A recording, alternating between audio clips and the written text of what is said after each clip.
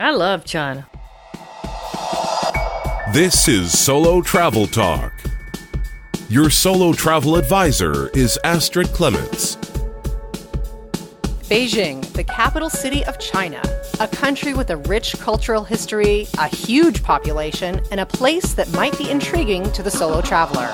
On this episode of Solo Travel Talk, Astrid is going to profile Beijing as a destination. I'm producer Catherine O'Brien. Listeners, prepare yourself for an experience as Astrid talks about Beijing, China. Okay, let's get this out of the way right off the bat. Astrid, would you consider Beijing a destination for more of an experienced solo traveler?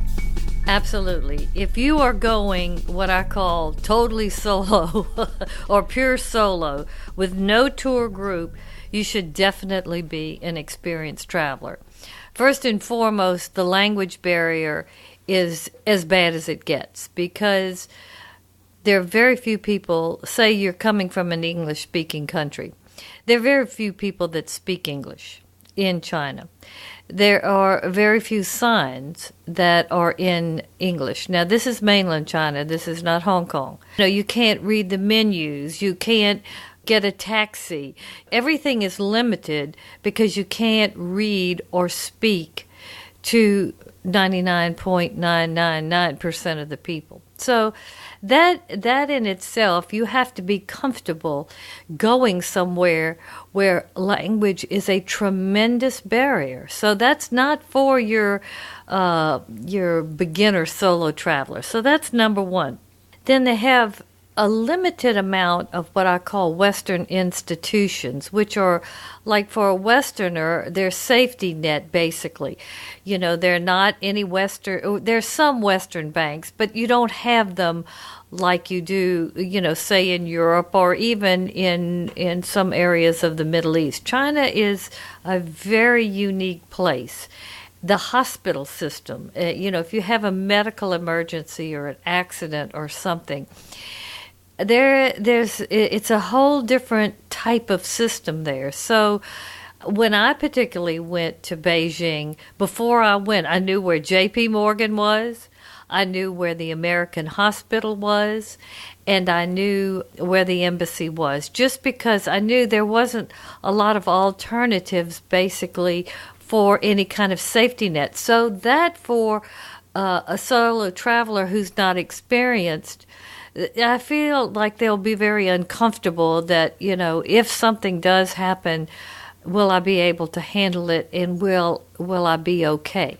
So, I think it's just much harder for a non-Chinese to really be able to matriculate and be comfortable in China. So that's why I think basically you need to be resilient, resourceful, and know that you can do it. And I must say the first time that I did it, and we'll talk about how I put my particular 6-week trip to China together, because I knew that I couldn't do some of the things I wanted to do unless I had structured it a certain way. So basically, you need to start with English-speaking countries first when you're doing your first solo travels, if you are, a Westerner from an English-speaking country. But English, most everywhere in the world, unless you get to real pockets of third world areas, you'll find English. But in China, no, it's not. You would think you'd have it more, but you don't. And so that's a big problem. And then another thing is, if you can't ever speak to anybody during the day at all, 2 or 3 days of not talking to anybody, you get a little stir crazy. Yeah, and it's more difficult in terms of what I call the loneliness factor. You can there's something to it not to be able to talk enough or say enough words during the day. So yes, you need to be a seasoned traveler, I think, to go to Beijing and most of mainland China. You've mentioned on past shows that you used a private guide during your trip to Beijing, and I've read before that China is one of those destinations where a tour is actually recommended. By taking a tour, a traveler will actually get more out of their trip. What are your thoughts on this? I have to answer the question basically. I want to share, or I'm going to answer this question. It might be a little long-winded, but I'm going to share how I actually did or put together my 6-week solo travel to China. And I basically went all over China, except I did not go to the Mongolian region or Tibet. Basically, here, it's a lot of people who want to go to China and not just go to China per se for a 2-week or a 3-week tour and get a little bit of this and a little bit of that. I really wanted to go to China and try to understand their culture, try to understand why they're just so on the rise and what makes them different.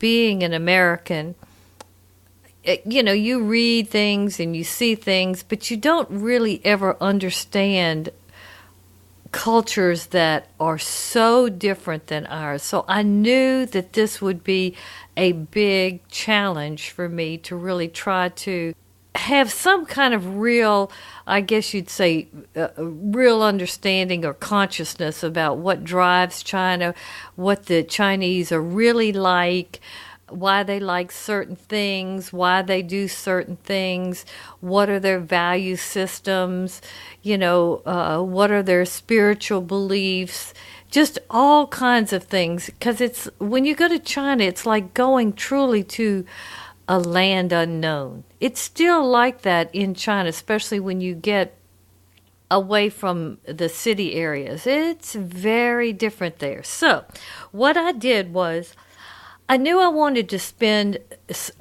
more time in Beijing, in Shanghai, Hong Kong, and then another city called Tsingtao, okay?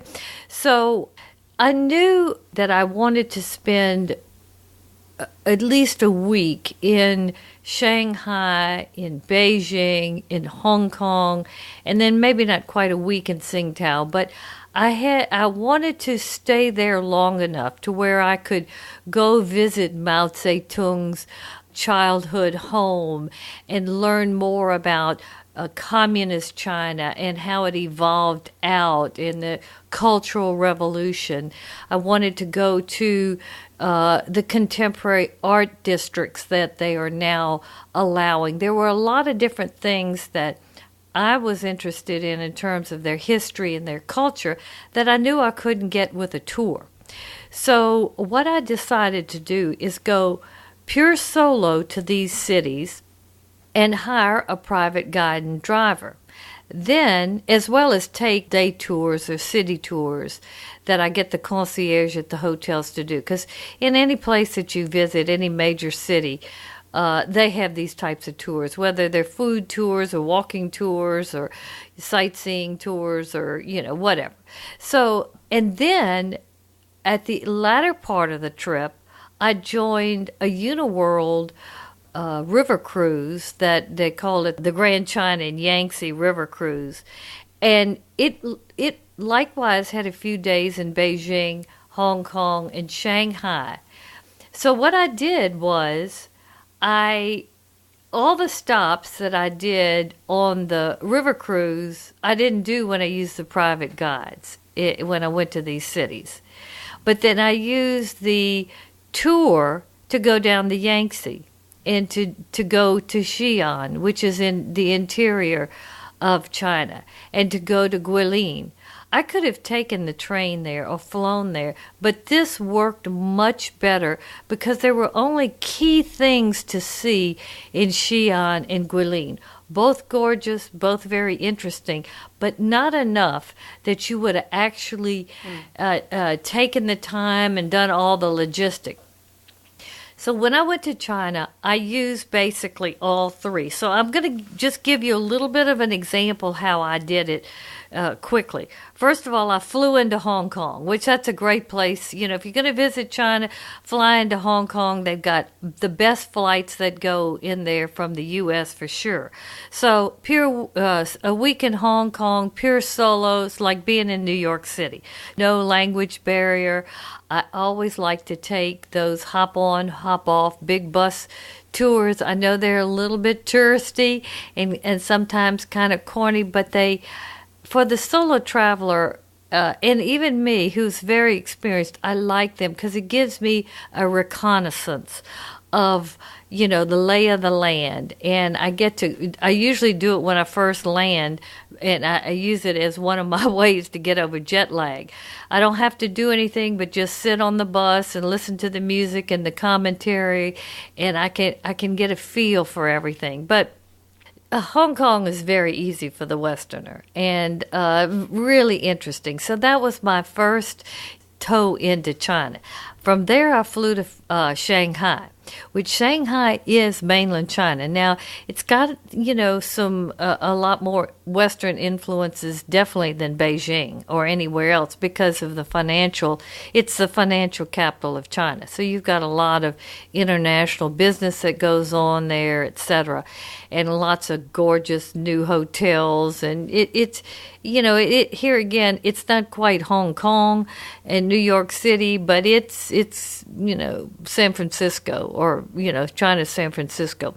But I wanted to go to Shanghai and get into the history of it with the French concession and the British concession. Shanghai has a very exotic history, and they considered it the Paris of the East.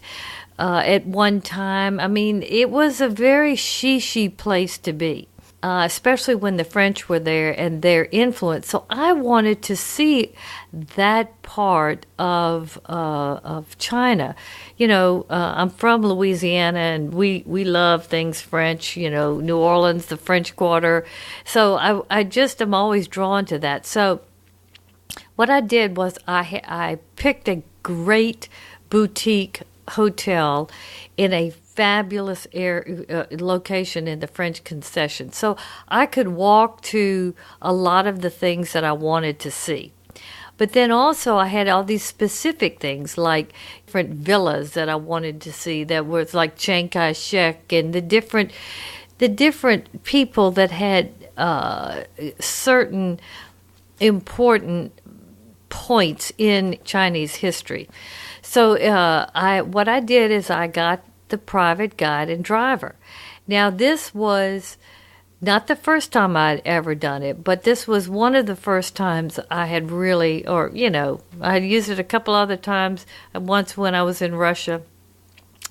But I decided this is how I was going to see what I wanted to see. And it likewise, we'll get to that in a minute. So that worked out great, because I had a car, a real nice little Mercedes, a wonderful, very educated woman who explained everything about the politics and the religion, all kinds of different questions that I had.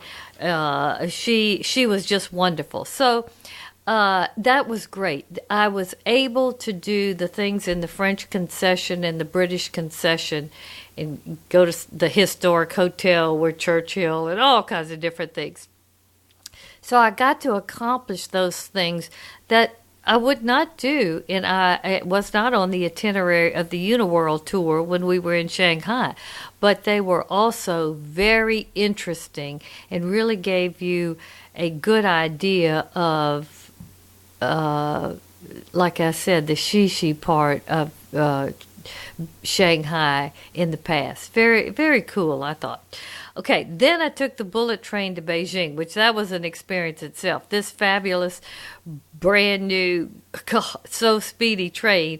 That was like going, it was really like flying first class, because I did reserve a first class seat, and literally it was like flying first class. Wonderful. I was picked up at the train station and taken to my hotel. Now, that comes to Beijing, which this is our topic for this particular podcast. Beijing is very different, I think, than Shanghai or Hong Kong. Beijing is kind of like Moscow, or, not Washington, D.C., but it's the center of power in China, and it's a much more serious place. The feel of it is um, I don't want to say it's foreboding, but it's totally different than Shanghai and definitely Hong Kong. So it's a kind of a place where you don't ever want to do anything that's against the law. I mean, because not that something super bad would happen to you, but people just don't get out of line there. It sounds like you were sensing something different about this place. Oh yeah, this is where the power of China really is. Well, what I did was I booked a fabulous hotel that I highly recommend, the Raffles Fullerton Hotel, which is right by Tiananmen Square, right by the Forbidden City, and in Wong Fun Jing Street, and some nice areas where you can shop, etc. I picked this hotel, first of all, because it was a Western brand hotel, and 5-star, and I knew it was beautiful, very well located. So in that sense, I knew that I could communicate, and that if I ended up not using a private guide and driver, I at least could do some of the shopping that I wanted to do, etc. But the minute I walked in that hotel, I was happy. It was just superb. Beautiful afternoon teas and early drinks and snacks in this gorgeous restaurant kind of bar area with live piano music all the time. The concierge and everybody was so nice. I mean, I know the third day I had breakfast, the assistant manager asked to join me and asked me if everything was okay and was I enjoying Beijing? Was there anything that I wanted to do that maybe I was having difficult figuring out how to do it? And I told him, for starters, I'm so happy because that was at the day after I had gotten a private guide and driver again here. I went to the concierge. I had this long list of everything I wanted to do, and negotiated the guide and driver, which was very affordable. I think the whole thing was under, I want to say it was under $150 a day for the whole day in a Mercedes, and a wonderful guide. Oh, this guide was one of the most wonderful guides I've ever had anywhere in the world. She was so smart. It was unbelievable. The day before, I had one of the things I wanted to do was go to and I really don't know how to pronounce this very well. It's the Panjian Weekend Market, which is the largest flea market in the world. This is the largest flea market in China. I mean, you cannot imagine. And I had read all about this flea market, and it has everything from ethnic crafts that all of these different tribes throughout China make, to jade, to porcelain, just anything that China makes, new, used, and antique. I mean, this is like an overwhelming flea market. But I love flea markets, so I really wanted to go. And so that was one of the first things I wanted her to do. And it turned out great because she knew what was real, what was fake. She negotiated prices. She wouldn't let me pay more than she knew that they would take. It was fabulous. I mean, if I wouldn't have had that, first of all, I would have never gone because I couldn't have gotten there. Secondly, I would have been totally overwhelmed with how many people it is. And when you go to Beijing, I mean, Shanghai has a lot of people, and so does Hong Kong. But there's something about Beijing. Well, it has 25 million people, but I mean, there are so many people all the time. So, it would have been impossible for me to have done that. So the gentleman who was the assistant manager, I said, I just had the greatest time with this guide. She was so good, blah, blah, blah. And I said, one thing I haven't figured out how to do is I'd like to go to a Chinese doctor and learn about Eastern medicine. I know that they have different ways to diagnose or give you a physical. And I'm very interested in acupuncture and all of this. He said, no problem. We have got acupuncturists on staff here. They'll come to your room, whatever. What? I said, Wow. oh, really? And he said, yeah, they will do the exam. And I said, look, that's what I want to do. The next evening and I didn't know what to expect. I had the most brilliant female doctor come. She was a Chinese doctor, do a physical, and then she said, my kidneys were the only thing that she thought needed revving up. And so she said, I can, if we can do it for 3 nights straight or 3 days straight, I can at least get you jump started. So I said, okay, sure, let's do it. And that was a fabulous experience. So stayed at a great hotel in a great location. They helped me with getting the private guides to do things like I went to the Olympic Village, that flea market. We went to the silk market and the pearl market. And here again, she negotiated down this fabulous set of pearl earrings for my daughter. My daughter is, she's an attorney. She's in her early 30s in New Orleans, and she's very picky. She likes everything to be the highest quality. She's just a fashionista. Well, she really wanted a nice pair of pearl earrings. I mean, like really a good pair. So this guide was wonderful. She also took me to the Mia Andiao, and I pronounce these words horribly, please forgive me, tea market, where I went and I saw a real Chinese tea ceremony, which is very different than, other cultures and how they serve tea. It's a real, it's almost like, I don't want to say a religious experience, but it's got an extra dimension to it. I mean, tea is like the flow of life to them.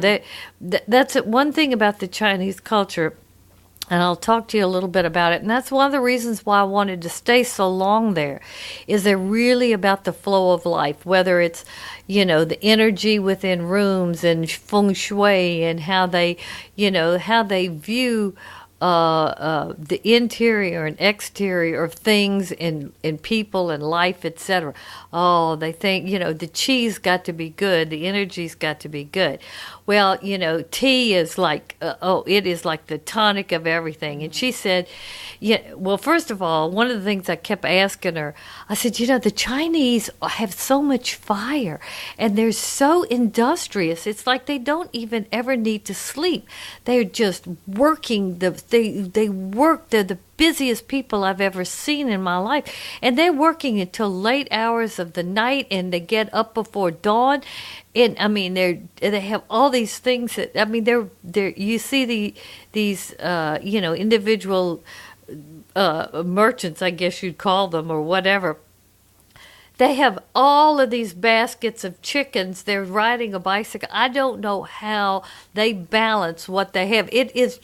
It's a work of art to begin with, but they're so focused and they're so industrious. I was amazed. She said they drink a lot of tea. We drink tea. She said if we don't feel good, we drink tea. If we want to have conversation with our friends, we drink tea. If we are hungry and we don't have anything to eat, we drink tea. She said we drink tea 6 to 10 times a day. Oh yeah, they love tea. Not big cups, but they drink it. So that was great to hear all about tea, the tea lesson, the tea ceremony. Look at all the different teas, and you'd be surprised how many teas they are. I mean, so I could not have had that experience without this guide. Okay, so that was wonderful. Then she took me to a very exclusive shop that the Chinese government controls. And this is where the fine things are sold. And I could not have gotten access without her into there. I mean, the hotel probably could have. But she suggested it because she knew I liked to shop so much. She said, I got to take you to where the real good stuff is. And she did. and I bought this gorgeous, what's called a cat's eye. And it's kind of in a celadon green color, but it's like a tiger eye, but it's a big round ball, like a crystal ball, and it's on a stand. This cat's eye is just, I mean, it is cat's meow. It is so beautiful. I have it on my banquette coming into the foyer of my home. It's beautiful. I mean, it has so much energy and beauty to it. It's one of the most favorite things I have from all my travels anywhere in the world. But that is one of the great things about a guide. Then she took me to the Lama Temple. We didn't just go in the temple and have a regular guide talk about, the structure and the history and some things about the religion. She went through everything about the Buddhist religion and the incense, and we talked about Christianity and how that, I mean, it was a fabulous visit to this temple because she really brought it, I really got a much better understanding than I would have in any other way. So here again, the private guide was great. And one other thing that she took me to is I wanted to go to the 798 art district, and this district is where all the contemporary artists, or this is an area that China has deemed where they want their artists to work and show their art and live. And it is so interesting, and I love art, so I like to see all different kinds of art. That I was really, really, I just love that, okay? So you get VIP treatment and very reasonable for the cost. So, and you can negotiate with the concierge too. They might come down on it. I'm going to keep going through this trip because I think it'll paint a picture of what I think is smart to use all three if you're going to go all through China, okay?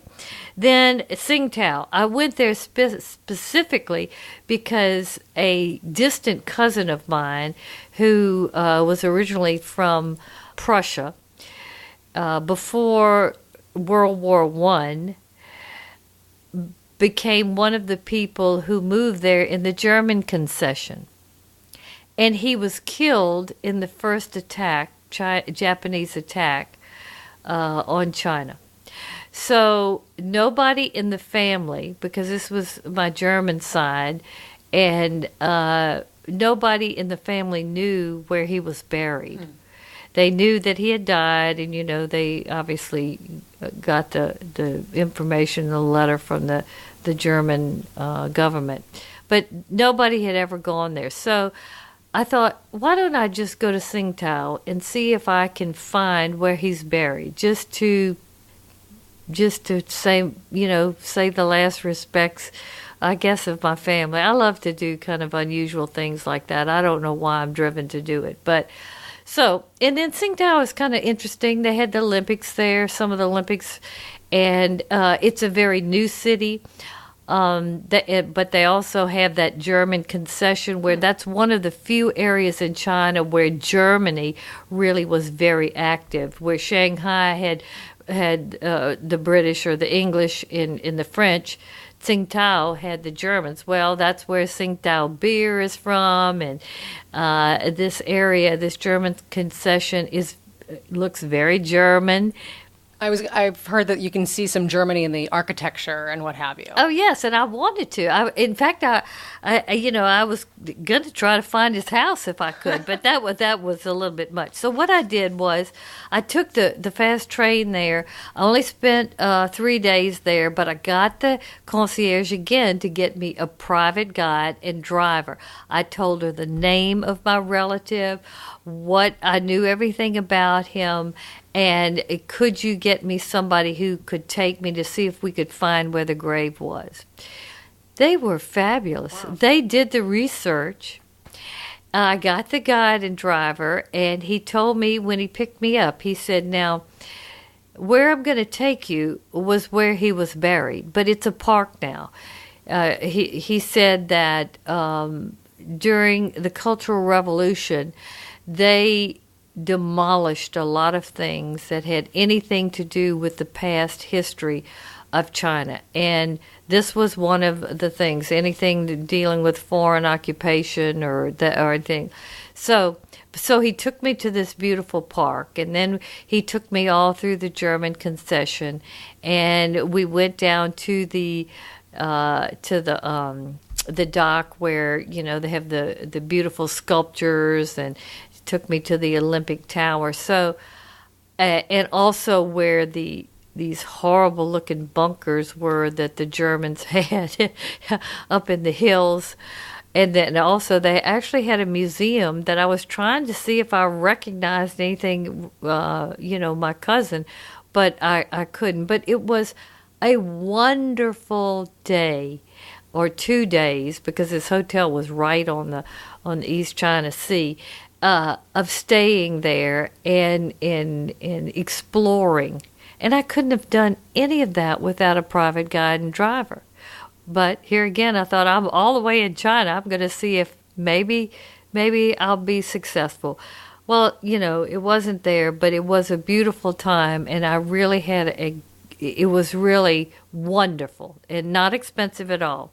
Then I go back to Beijing, and I catch up with the Uniworld Tour, and that was great. Because then we went to, Tiananmen Square, Summer Palace, Forbidden City. Now, I had walked around some of those on my own because my hotel was close, but we did all the standard things, which, that's what you want to do, and it was good to have it like that. Okay, and then after that, we flew to Xi'an. We saw the gorgeous terracotta warriors. We did an acrobatic show. We joined the riverboat after that. Not in Luling or something. We went to Chongqing. It's about a 2.5 day river cruise, or 3 day. Beautiful. You see the Three Gorges Dam, the peaks on the side. You go see the Xingbao pagoda. There are lots of little towns along the way that you'll stop and you'll get to shop. I'll never forget, I bought 3 Chinese jackets. They were polyester, they weren't silk, but they had the beautiful oriental standard Chinese motifs in the way the fabric of the jacket. 3 for $30. It was ridiculous. They started out 3 for $300.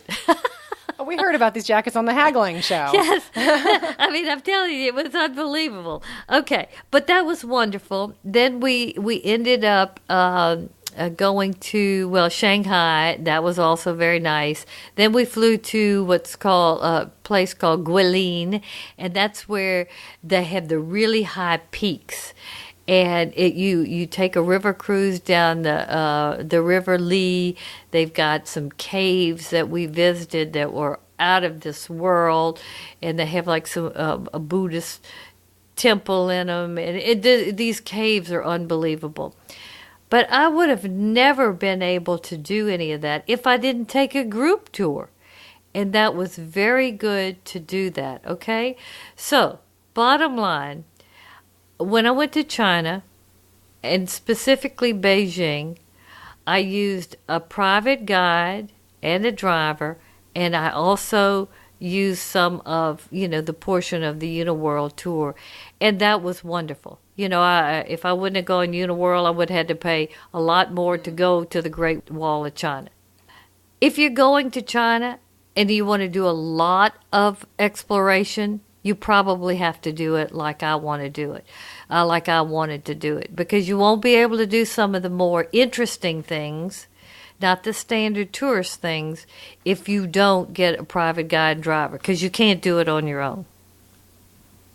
I like the idea of the combo. That you did a little bit on your own with a private guide, and you went to the tour too. So you got the best of all worlds there. I really did. It was. I love China. It's like going to a world that is really so different. And just being immersed in it, you're just kind of, and it's a wonderful experience, because you know yourself that even though I can't speak the language, and I don't know anybody here, I can't understand what I'm reading, you still feel the vibe. You see a lot of different things that you're not used to. And it's really enriching. And I think it's just loads of fun. Well, that's the whole point of this. Is we're enticing people to take this on. I mean, it is. It's loads of fun. I mean, Yeah. you're just like a child looking, oh, So different, so new, so exciting. Yeah, yes, that's cool. yes, it is. It is. So what can the solo traveler expect from a trip to Beijing, and what do you consider the required to-dos for a Beijing trip?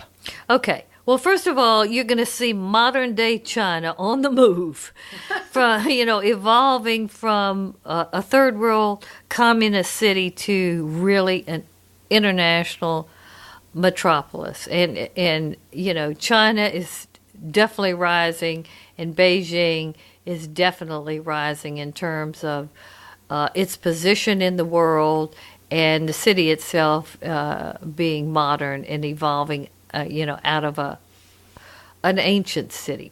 So you'll see the old Beijing and you'll see the new Beijing.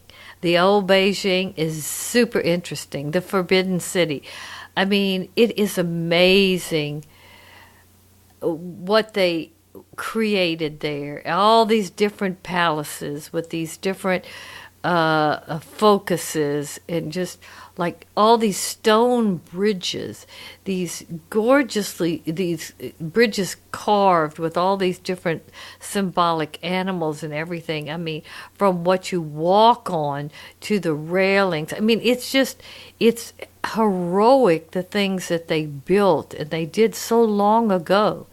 And all of this has, not only are they building it for what they consider visually, aesthetically beautiful, which it's more of a primitive, or what I would say a basic color palette of red, gold, blue, some green, and they all have some significance in how it's all put together. But how it's laid out, the simplicity of it, the direction of it, like I said, the flow of the wind and the energy and what they call the chi, all of that is so important that it is just perfect. And that's the way the Forbidden City was created, in each building and how it evolved. And I even saw, which I thought was very unusual, there's some forms, like the wall in front of it, when you enter the Forbidden City off of Tiananmen Square, it reminded me some of the walls that you would see in Egypt before you would go into some of the temple areas, in the courtyard areas. And I thought, how did they get the same? Why do they have this kind of triangular looking wall? It's got kind of a capped off peak, but the sides bow out on both sides. Why? How did they think the same?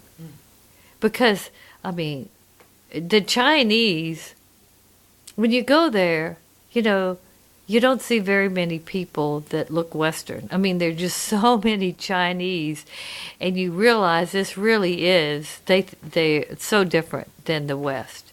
So how in the world were they thinking a lot alike? I mean, that makes you wonder.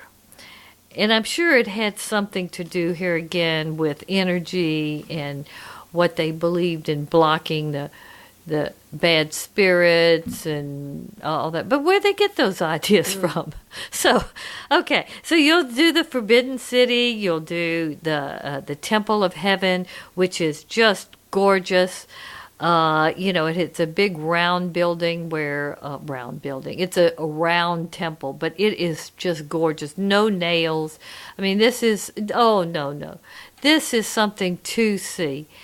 And this was once a year, the emperor would go there and pray for a good harvest, because in China, I mean, through their history, a good harvest will make or break a leader, because if you don't have a good harvest, that means you don't have good fortune with you. And if you don't have good fortune with you, then you're not supposed to be the leader. So, so this was a temple that was used strictly for the emperor to go and pray for a good harvest. But it has a beautiful park around it, and it is just stunningly beautiful, and it's completely round. That's beautiful. The summer palace is very elegant, has a gorgeous lake around it. Just, it's a must-do. Of course, the Great Wall of China. Oh, my gosh. That was one of the highlights of all my travels that I've ever taken. That is something. It's like, it's some kind of pilgrimage, I think, that people who love to travel, it's definitely a bucket list, like the Taj Mahal, the Great Wall of China, Eiffel Tower. You know, there are a few that you just want to try to make sure that you do it. And it is as powerful as it can be. It's powerful. I mean, in terms of, you know, knowing this was done so long ago, and how long it is, and just that man was like this, and the fortitude in terms of being driven, focused, industrious. Oh, there's not a country that the people are any more focused and driven than the Chinese. So that's, you know, I love seeing all that. Then also when you're in Beijing, you'll want to go to what's called the Hutong villages. And the Hutong villages, hutongs are like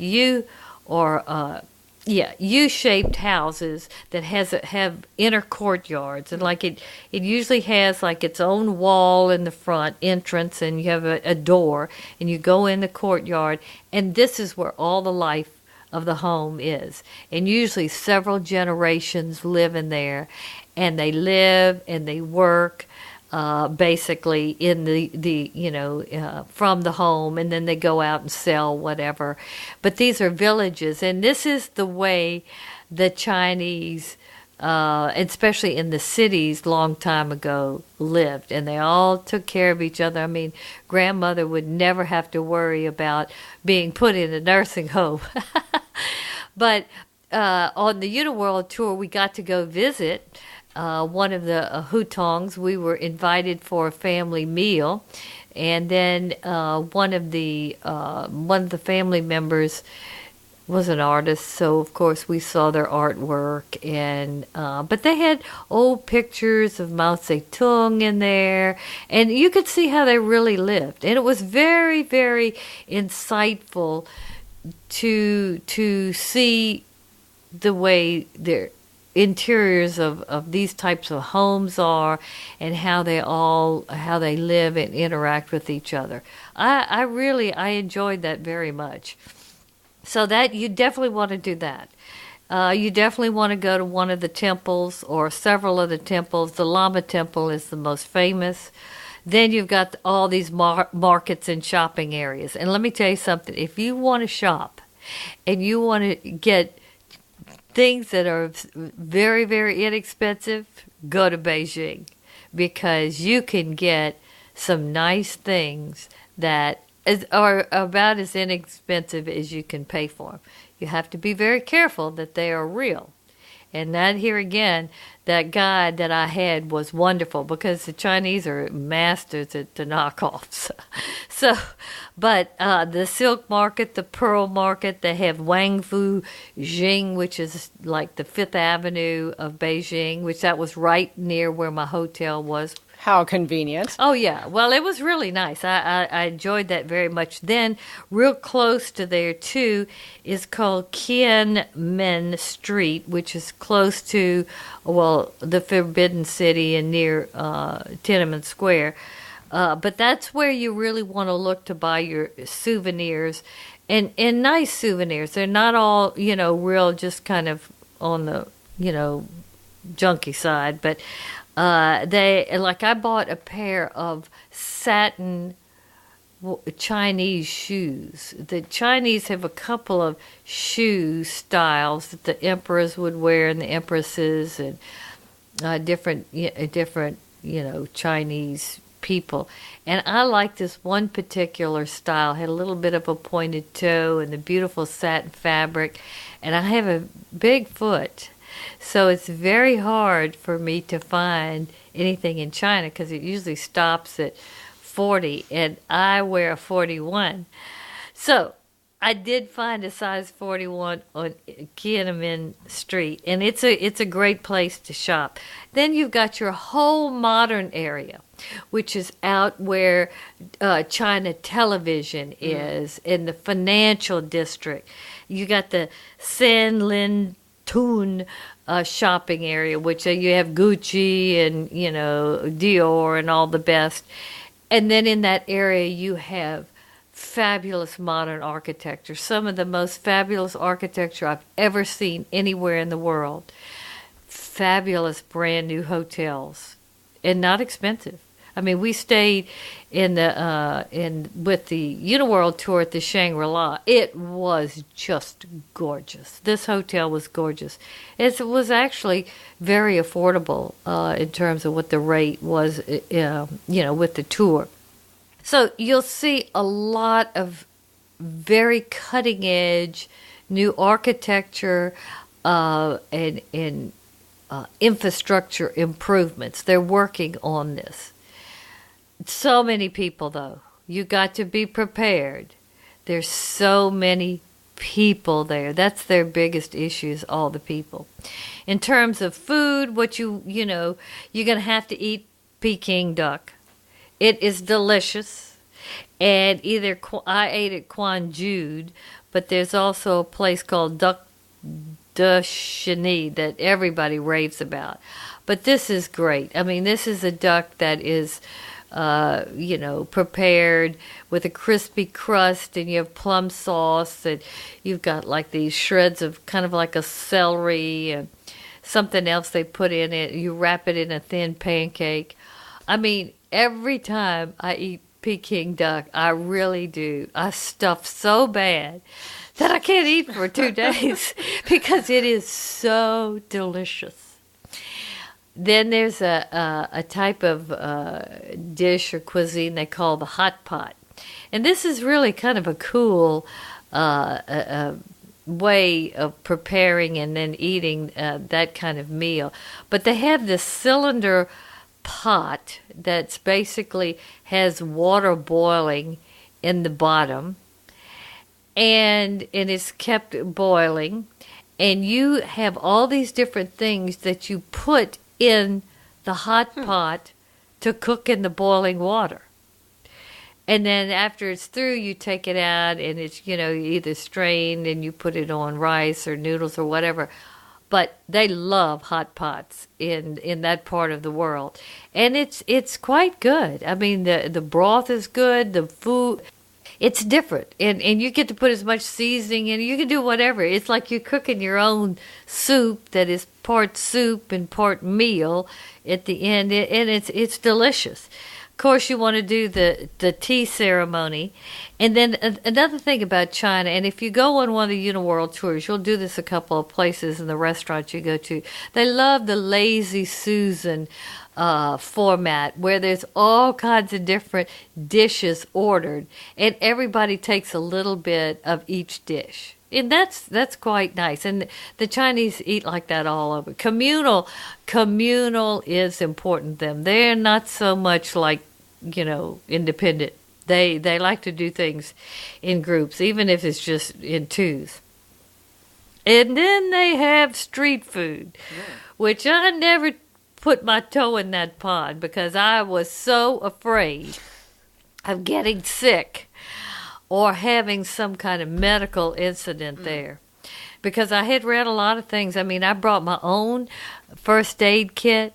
I even brought a couple of syringes because I had heard that they don't have a lot of syringes. And, I could think, oh, God, something might happen. And then they want to use an old syringe and everything. I know I was really... I was really trying to take in everything. But in fact, my doctor, when I went before for my checkup for the trip, I was telling her everything I need. She said, okay, Astrid, I'm going to get it for you. But whew. And, but, so I was scared to eat the snacks and the street food. That's really what you can expect. Old and new China, all good. It's all very interesting. I loved it all. I loved seeing how it all, works together. Besides being a tiny bit afraid of the street food, since we're here to inform people, can you think of any negatives or downsides to visiting China or Beijing? Yes. You have got to be prepared for the pollution. And when I tell you the pollution is horrendous, horrific, I can't imagine anywhere in the world pollution being any worse than in Beijing and right in that industrial corridor. When I took the bullet train, I went through, I think it was Hanjin, or there was another city that was unbelievable. But when I tell you, if it's a pollution day, you cannot see the buildings across the street. You can, if you open your mouth, you can taste the metal and the dirt in the air. Wow. So you have to be prepared for this. It's not like that every day. Like when I was there, it was like that 2, maybe 3 days. The other days was crystal clear, no problem. But when I tell you when it's bad, your eyes water, you really can't breathe well. They say that you're not supposed to go out. Like, I think their index, and don't, this is probably wrong, but this will give you an example. It's not specific, but we won't lock you into it. Yeah, I'll make my point. Like, anything over, say, 10 is very bad in terms of pollution, and you should stay inside. Their pollution is like 1,000. Oh. I mean, it's not even, 10 times as bad. It's so bad. Literally off the charts. Oh, it's so off the charts. So when you travel to China, you have to be prepared for that. And if that bothers you, you shouldn't go. But you need to bring your own mask, and you need to get the mask in the West. It's better to do that than buying it in China. Also, spring and fall seem to be better in terms of the pollution, so you might want to think along those lines. And I mean, when you see so much pollution in the air, you think, well, my God, the food must be polluted and the water. Yeah, it probably all is. And so what I did, I drank bottled water the whole time. Now, who's to say that it's totally pure and whatever, but I only ate at very fine restaurants. I drank bottled water, and you're taking a risk because the pollution. If that is anything that will really destroy China, I think could be the result of the pollution. It is something else, and the people are trying to deal with it, and the government is too, because it's unbelievable. Wow. And that goes on top of too so many people. See, it's not only the air pollution; it's all the people too. So that in itself, it's a whole different kind of vibe. But it's not all bad. I mean, when the pollution isn't bad, you can handle the people, okay? The language barrier, I've already gone into that. It's very difficult because you can't ride the public transportation. You can't take taxis. You can't really read anything or make anything out. So, and I told you can't talk to anybody. so it's a big. You have to decide how you're going to handle that, okay? Then they are the biggest pushers in the world. They have so many people there, and if they're just one-on-one, they're not going to push you. But in a crowd, they all push each other. And after a while, 3 or 4 days, when I felt people, I just started pushing back. They don't care. Everybody is pushing. And I asked my guide, I said, why does everybody push? It's not, she said, because everybody is only thinking about what they have to do. And we have so many people here that if we don't push, we might not get there, or we might not get what we need. So we just all push. They don't mean it mean, but they push. Let me tell you, you're going to feel it in your back. You're going to feel it in your side. I mean, you want to turn around and say, hey, man, what's going on? But they're going to do it. So you just push them back. Next thing is spitting. They love to spit. Oh my God. And maybe this has to do with the pollution, but they'll haul off and and it's like, you see it all over. And it's for a Westerner who's not used to it. It's pretty rough, but I think it's not only probably a health thing. It's kind of like a culture thing. I think maybe it's, you're cooler. I don't really know, but I just want to warn you. Then, okay, going back to all the people. Let me tell you, it is safe there. In fact, I never felt, or in my opinion itself, it's safe. I never felt it danger at anything because the people are very nice. And they don't want to have any kind of confrontation. The Chinese in general, they like to save face. They don't want to have any confrontation because that would be, they will have not safe. Somebody's going to lose face. But when it comes to crossing the street, or nobody is going to stop for anybody. So it is very unsafe to cross the street. I'm not kidding you. You have got to, if you want to cross the street, you get in the middle of a group. So if anybody is hit, it's not you. Because the rickshaws, the bicycles, the cars, and in Vietnam it's kind of like this, but they have this way of right before you're going to be hit, they swerve or whatever. They don't do that in China.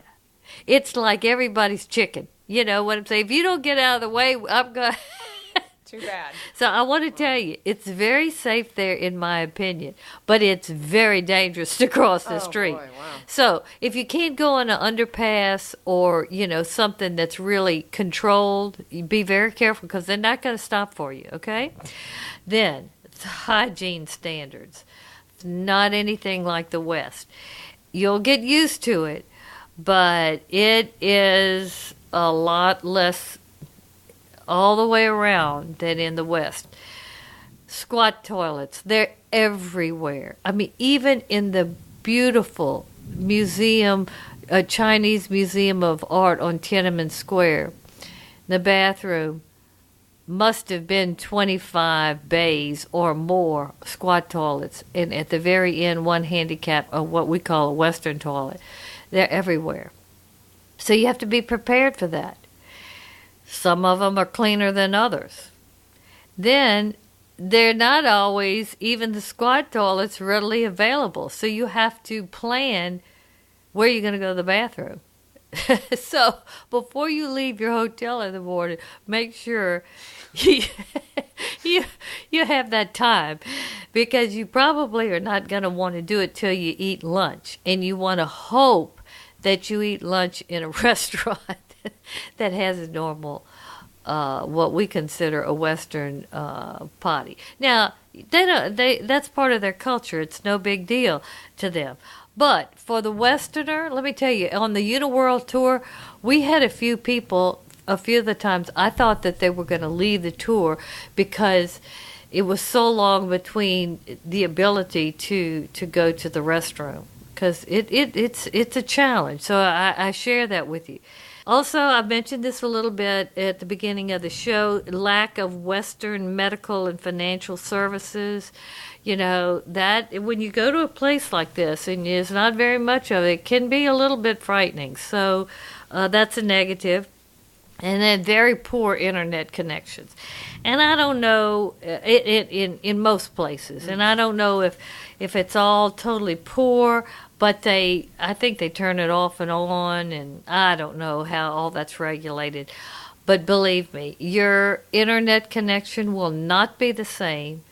Shanghai, it's pretty good. In Hong Kong, it's pretty good, but they're still patchy. Beijing, not good at all. Since this is a destination episode, I know that you have a quick list for Beijing. What is at the top of your quick list? Okay, quickly. First, allow yourself 7 days. Don't cut yourself short in Beijing. It's a big city. It's got a lot of interesting history and culture and exotic things to see, whether it's modern or old. So don't cut yourself short. Plus, the plane ride there is definitely, you're going to have some jet lag. So 7 days in Beijing, 2 days traveling, minimum. Because in just the traffic itself, you might set out to do 4 things in a day and only accomplish 2 because the traffic stood still for like 3 hours or something. Oh, no. Let me tell you, there are a lot of people there. Okay. Secondly, stay in a 5-star hotel that's well located. You've got to have, all the support system that you would get in a Western hotel. Now, originally, when I went to Beijing, I thought I wanted to stay in a real fancy hutong. Well, I changed my mind once I got to the Raffles because I knew I was totally safe there. I could communicate, and I knew that was the common sense thing to do. But that is very important in terms of getting the private guide and driver, having the concierge solve any problem that you would have. The internet is usually very good in those hotels. So, you don't want to lower your standards when it comes to hotels when you go to Beijing. Because like I said, it's kind of a foreboding place for various factors, but that doesn't mean you're not going to have a very good time, and it's extremely interesting. Okay. Then third is decide your touring options, whether you want to do day tours. I have a lot of day tours that your concierge can arrange for you and get you to the stop where they'll pick you up or they'll come to your hotel. Those are good, so you don't have to have a private guide and driver. But if you want to do some of the exotic things that I did, I suggest that. Okay, then 4, do your research. I mean, before you go to China, try to read as much as you can about their culture, something about their history. Really try to get an idea of what makes China tick, or why, or what there is for you to observe and try to understand. Because if you don't, you'll miss a lot. There's a lot of subtlety everywhere. Like number 1, bats are a symbol of good luck. And they kind of come in different shapes and sizes. But if you know that, you will see bats everywhere hidden that you will never have thought. But there are all kinds of subtle things that, that play into your environment and what you're experiencing. So try to do as much research as you can, okay? And I like to do the YouTube videos. I talk about this all the time. But, YouTube or Google, YouTube cool things to do in Beijing, YouTube best hotels, YouTube where to shop in Beijing, and you'll get a sense of the flow, what the people dress like, what they wear. It's a real good visual introduction to Beijing. So do your research. Then next is make your must-do list before you go. Like I knew I wanted to do the Chinese medical checkup and learn about Eastern medicine from a Chinese doctor. And I also wanted to make my own chop, which a chop is like your own signature or your own stamp. And, they have these older gentlemen that still do it. It's an old Chinese art, because before, and they probably still do it to a certain extent in China now, but nothing was official unless you had your chop on it. It was like the stamp, original stamp. And so everybody has their own unique chop. So I wanted my own chop, and I did have that made. So, but I wouldn't have known to have a chop made, or if I wouldn't have read about it and understood and everything. But I thought, that'd be really cool to do that. And they're not expensive. So make your must-do so you'll know what you want to do because, like I said, there's a lot of traffic. There are a lot of things that you'll waste time and you won't be able, it's spread out and you won't accomplish it. So that's real important. Then as far as your pre-trip planning, you have to get a visa. So, and it takes a while. Getting a Chinese visa is not, an easy process. Second is your shots and medical exam. Before you leave, make sure you are up to date on your shots and you're in good health. You don't need any dental work or anything done because you want to try, like you know what, not to have anything done when you're in China. Get your doctor to write a handwritten prescription that you have there in case you lose your meds or you need something refilled. Get your international phone plan, and by all means register in the STEP program, which is the Smart Travelers Enrollment Program. And in that, you'll see where the American Embassy address is, etc. So you need to have all that information and have done all those things really before you go ready. And of course, your travel insurance. You have to. I recommend travel insurance now anytime you go out of the country, out of the United States or wherever you're from.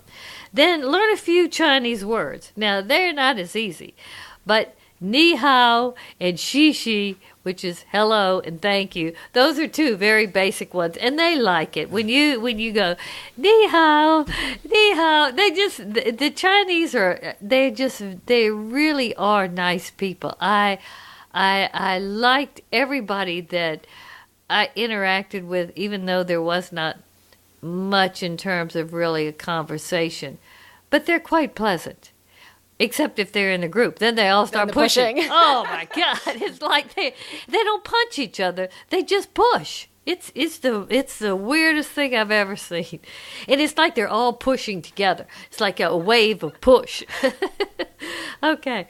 Then, make a list of what you might want to buy. Because let me tell you something. You're going to be inundated with stuff to buy there. If you like to shop, oh gosh, it is going to, you can, your wallet can take a heavy blow if you don't.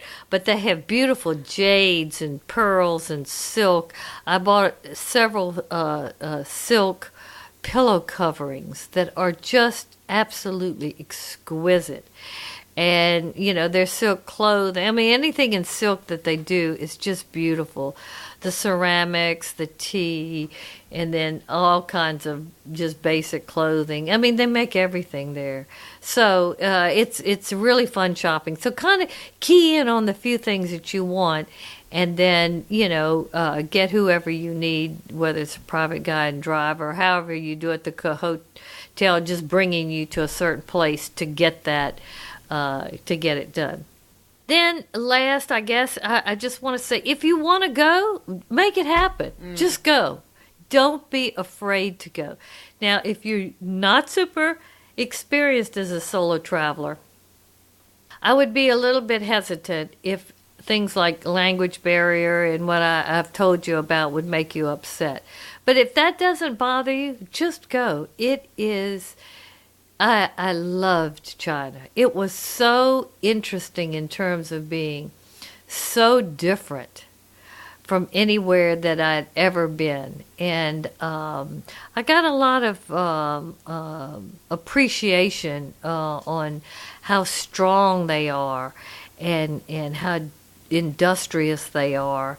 And, the architecture from the red lanterns and the beautiful gates and the old buildings to all this modern, the Bird's Nest stadium in the Olympic Village is just, you've seen pictures of it, but it is fabulous in person.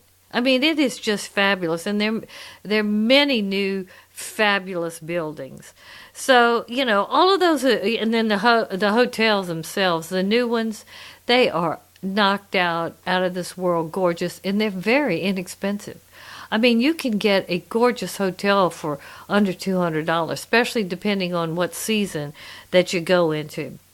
When you leave, and if you've done any of your research before, you'll really kind of understand what I talked about, this flow of life where, you know, the flow of the day, just like I said, they're so industrious, and how their buildings are laid out, and the interiors, and they're from drinking their tea to keep their chi flowing to getting an acupuncture massage to everything. I mean, they are really in about getting into the good flow of life.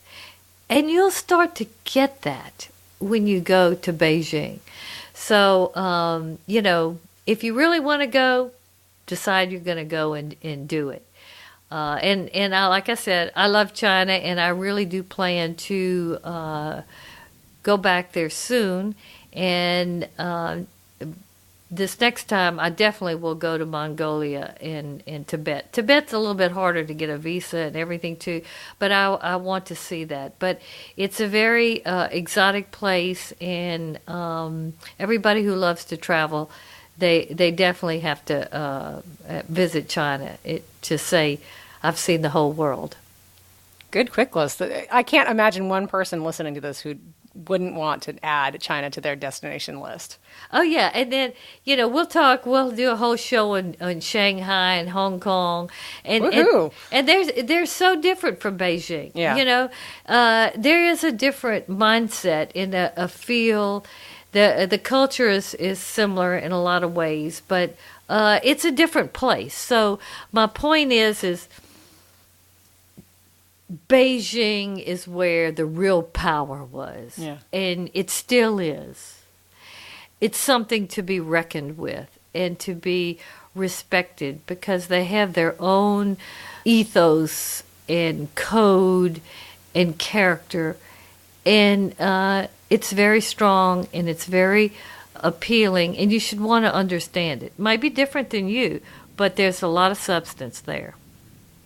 Before you join 25 million people in Beijing, you probably will need to pack your bags. Do yourself a favor, use a packing list. Get your own copy of Astrid's complimentary packing list. Just go to her website, astridtravel.com, and download the packing list. It's right there on the front page. And even with the post that goes with this podcast, you can scroll down, find the place, and get that packing list. You can subscribe to this podcast on Apple Podcasts, Stitcher, SoundCloud. You can hear us on iHeartRadio, as well as TuneIn. We're in all of those places. What we're doing right now is we're asking listeners who are enjoying what they're hearing, if you think this is great solo travel information, we'd love to get a rating from you on any of those platforms. It really does help the show, and it helps other solo travelers find us and find this information. We want to say thank you so much for listening. 谢谢你，再见. We'll see you next time. Bye-bye. Thank you for listening to Solo Travel Talk. Follow Astrid on Instagram, Facebook, and Twitter. To learn more about Astrid or Solo Travel Advisors, visit our website, astridtravel.com.